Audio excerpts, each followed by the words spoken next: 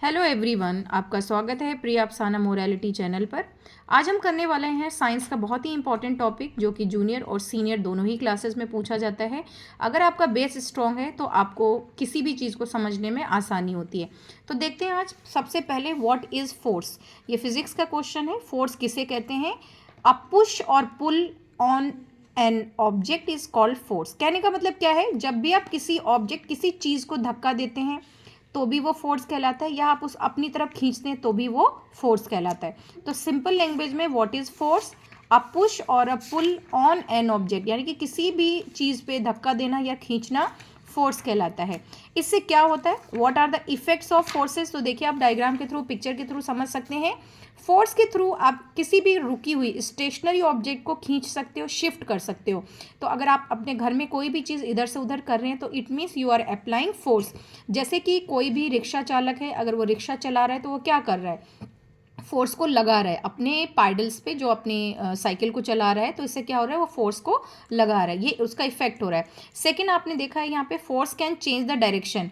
जैसे आपने देखा होगा क्रिकेट खेलते वक्त कोई भी प्लेयर अगर बॉल को हिट कर रहा है तो बॉल को किसी भी डायरेक्शन में हिट कर सकता है। दिस इज इट मीन्स कि it can change the direction also. Force can change the speed of moving object. जैसे आप यहाँ पिक्चर में देख सकते हैं, one of the boy is playing with the wheel. तो ये अपने जितना वो फोर्स लगाएगा उसके हिसाब से उसकी स्पीड बढ़ेगी, और जितना कम कर देगा उतनी कम होगी। जैसे जब आप साइकिल को राइड करते हो, साइकिल चलाते हो, तो उस टाइम अगर आप ज़्यादा फोर्स लगाओगे तो उसकी स्पीड बढ़ जाती है। अगर कम लगाएंगे तो क्या होता है? साइकिल की स्पीड कम हो जाएगी। नेक्स्ट है force can change the shape. Shape में देखिए, यहाँ पे एक लेडी है, डो बना रही है। जो हम आटा गूंथते हैं ना, उसको हम डो बोलते हैं। तो इस तरीके से फोर्स लगाने की वजह से वो बार बार शेप चेंज कर रही है। जैसे कि आप रोल बनाते हो चपाती बनाने के लिए, तो आप पहले उसको रोल करते हो, वो भी क्या कहता है? शेप चेंज करता है। तो ये कुछ इफेक्ट हो रहे हैं जो कि फोर्स की वजह से हो रहे हैं। Force can change the size of an object. जैसे कि कोई रबर बैंड है, तो अगर आप स्ट्रेच करोगे, जब आप स्ट्रेच कर रहे हो तो इट मीन्स कि आप उसके ऊपर फोर्स को एक्ट कर रहे हो, फोर्स को लगा रहे हो। तो इसकी वजह से क्या होगा? उसका साइज चेंज हो रहा है। तो ये कुछ एक इफेक्ट है, यानी कि फोर्स की वजह से क्या हो रहा है? स्टेशनरी ऑब्जेक्ट चलने लगता है, एक जगह से दूसरी जगह जाता है। Force can change the direction, force can change the speed, force can change the shape, force can change the size. ये हालांकि बहुत ही छोटे लेवल पे, लेकिन सीनियर क्लासेस तक पूछा जाता है। Now next topic is types of forces. देखिए, इतने सारे फोर्सेस हमारे चारों तरफ हैं, हम काम भी करते रहते हैं, लेकिन हमने मेनली फोर्सेस को किस में डिवाइड किया? टू कैटेगरी में। तो याद कर लें, forces are divided into two categories. पहला है कॉन्टेक्ट फोर्स, दूसरा है नॉन कॉन्टेक्ट फोर्स। ये बहुत पूछा जाता है एक नंबर पे, टाइप्स ऑफ फोर्स। तो कॉन्टेक्ट फोर्स और नॉन कॉन्टेक्ट फोर्स। तो पहले हम पढ़ेंगे कॉन्टेक्ट फोर्स के बारे में। जब भी हम किसी भी चीज़ पे फोर्स लगाते हैं और हम उसको टच करके फोर्स लगाते हैं, कॉन्टेक्ट का मतलब ही क्या होता है? टच में रहना। तो जैसे कि अगर मैं ये पेंसिल को होल्ड करे हूँ, पकड़े हूँ, तो अभी मैं इसको टच किए हुए हूँ, तो ये क्या है? कॉन्टेक्ट फोर्स है। लेकिन अगर मैं पेन को ड्रॉप करती हूँ, इस पेंसिल को छोड़ देती हूँ, तो ये ज़मीन पे यानी कि बुक पे ही गिर रही है, और जो कि बिना किसी फोर्स की वजह से नीचे गिर रही है, लेकिन फोर्स है जो आपको दिख नहीं रहा है। तो ऐसा फोर्स जो बिना टच के ही काम करता है उसको क्या बोलते हैं? Non contact force. तो कॉन्टेक्ट फोर्स क्या? देखिए, फोर्सेस एक्सपीरियंस्ड या exert by the bodies when they are in physical contact. मतलब ऐसा फोर्स जिसमें दो ऑब्जेक्ट एक दूसरे से फिजिकल कांटेक्ट में होते हैं, तभी ये कांटेक्ट फोर्सेस होते हैं। जैसे कि पहला देख सकते हैं, यहाँ पे टू बॉयज़ हैं, किसी हैवी बॉक्स को पुश कर रहे हैं, तो इन्होंने अपने मसल से फोर्स को लगाया है। तो ये क्या कहलाता है? Muscular force. तो मस्कुलर, जब आप अपनी मसल से कोई काम करते हैं, फोर्स अप्लाई करते हैं, तो वो किस टाइप का फोर्स है? कॉन्टेक्ट फोर्स है। इसी तरीके से आपने फ्रिक्शनल फोर्स पढ़ा होगा। फ्रिक्शनल फोर्स क्या होता है? जब दो ऑब्जेक्ट आपस में टच होते हैं तो वो एक दूसरे के मूवमेंट को स्टॉप करते हैं, अपोज करते हैं। तो जैसे ये बॉक्स है, तो बॉक्स फर्श पे रखा हुआ है, फ्लोर पे रखा हुआ है, तो फ्लोर क्या करेगा? उसको रोकने की कोशिश करेगा, जबकि आपका जो फोर्स है वो उसको आगे बढ़ने की कोशिश करेगा। तो इसको बोलते हैं फ्रिक्शनल फोर्स। और ये भी कैसा फोर्स है? कॉन्टेक्ट फोर्स है।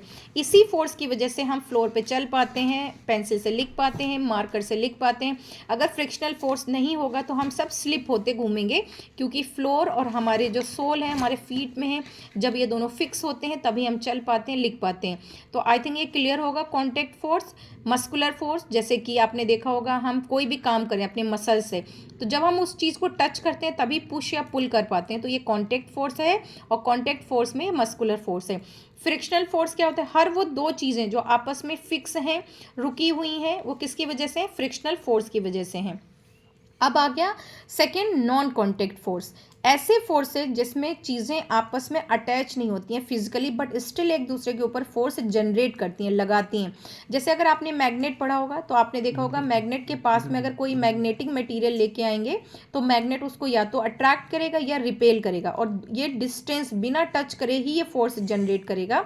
तो ऐसा फोर्स जो मैग्नेट लगा रहा है उसके ऊपर बिना टच के, क्या कहलाता है? Magnetic force. और मैग्नेटिक फोर्स किस कैटेगरी में आता है? Non contact force. Electrostatic force भी एक नॉन कॉन्टैक्ट फोर्स है, जिसमें क्या होगा, अगर आप किसी कॉम को ड्राई हेयर पे रब करते हैं तो उससे क्या होगा? एक फोर्स जनरेट होगा जो कि छोटे छोटे पार्टिकल्स को अपनी तरफ अट्रैक्ट करने की एबिलिटी एक्वायर्ड करेगा। इसी को हम क्या बोलते हैं? इलेक्ट्रोस्टैटिक फोर्स बोलते हैं। ये बहुत पूछा जाता है कि अगर आप कॉम को अपने ड्राई हेयर पे रब करोगे तो कौन सा फोर्स आएगा, तो एक नंबर में बहुत पूछा जाता है इलेक्ट्रोस्टैटिक फोर्स। अगर आप सीनियर क्लासेस में, जूनियर में हैं, कोई फ़र्क नहीं पड़ता है, क्योंकि ये क्वेश्चन सीनियर क्लासेस तक पूछे जाते हैं। ग्रेविटेशनल फोर्स, ये बहुत ज़्यादा इंपॉर्टेंट है। अपनी अर्थ जो है ना, उसके पास एक फोर्स होता है जो कि चीज़ों को अपनी तरफ खींचता है, और इसी को हम क्या बोलते हैं? Gravitational force. ठीक है, तो जिसकी वजह से हर चीज़ क्या होती है? अर्थ की तरफ गिरती है।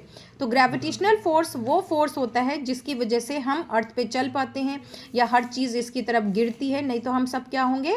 फ्लाई करते रहेंगे। तो this is also one of the important gravitational force. देखिए, अब एक बार समराइज कर लेते हैं। फोर्स क्या है? पुश और pull of any object, that is called force.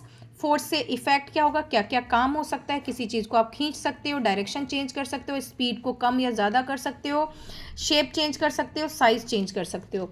Types of forces दो टाइप के होते हैं। कॉन्टैक्ट, जब फोर्स दो किसी भी फिजिकली टच होके काम करता है। नॉन कॉन्टैक्ट मतलब फोर्स तो होगा लेकिन बिना टच करके होगा।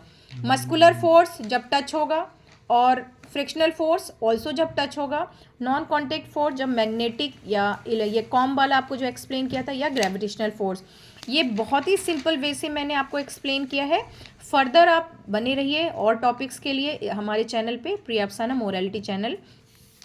आई विश ये थोड़ा बहुत आपको क्लियर हुआ होगा, समझ में आया होगा। Thank you, have a nice day.